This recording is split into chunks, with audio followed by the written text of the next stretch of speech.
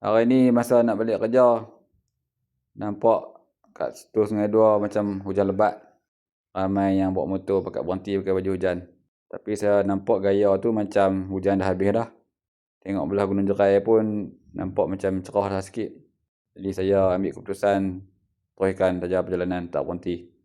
Tapi hari ni jam lain macam gaya. Gaya macam jam hari Jumaat, padahal hari ni hari Khamis. Saya pun duk tunggu juga nak tengok ada punca apa-apa sebab jam macam ni.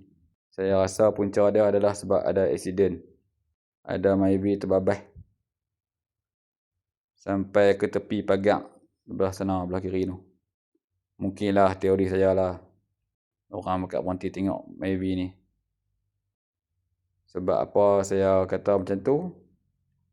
Sebab lepas pada kawasan Kemalangan maybe tu, jalan dah tak jam dah. Kiranya lepas pada tu Batam ni sampai ke Gurun, perjalanan lancar. Tu teori saya lah. Tak tahulah aku ada sebab lain jalan boleh jadi jam teruk macam ni. Sekian.